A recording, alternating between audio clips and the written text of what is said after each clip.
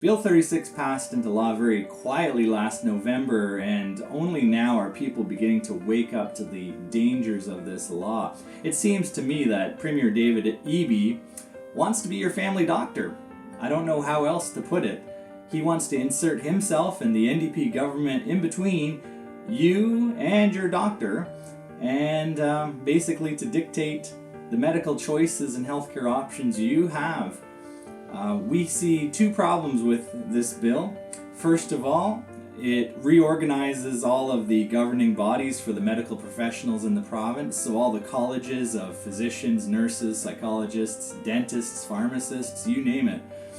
These governing bodies are going to be reorganized, and David Eby is going to put political appointees in place in charge of all of these bodies. So all of a sudden you're going to have NDP controlled appointees who are beholden to David Eby calling the shots in terms of how healthcare operates in the province and what healthcare options the professions are given. Second issue is the new crime of misinformation that has been put into this bill. If as a doctor you provide information that is out of line with the government talking point of the day, if you go against what is currently politically correct, you could face discipline or suspension. We're going to see this play out in three areas for sure: in the area of abortion, euthanasia, and of course in transgender sex change surgeries and treatments. When we have medical professionals who would advise against these things, who would like to provide life-affirming, natural options instead of death-affirming, mutilation-affirming options, well, there's going to be conflict. We've seen this conflict already with the Delta Hospice. The government of David Eby has shut down the Delta Hospice because they were defending their patients from euthanasia.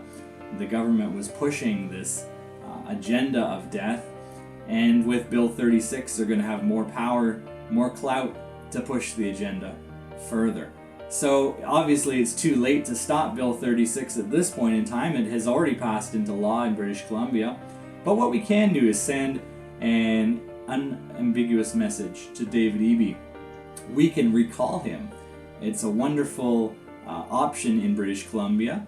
If you get enough signatures on paper, you can recall a politician, which requires a new election in the riding and an opportunity to get that politician removed from office. So in David Eby's riding, Vancouver Point Grey, there is a petition right now to ask for a recall, and we would like to get everyone on board in that riding to sign the petition. We just need 60% of the riding to sign, and already the petition has made some progress.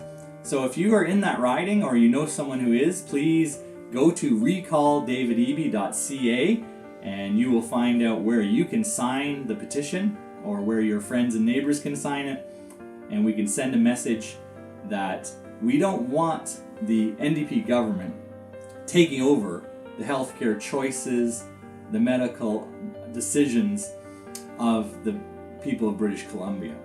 So please be sure go to recalldavideby.ca and find out where you can sign the petition. Thank you and God bless.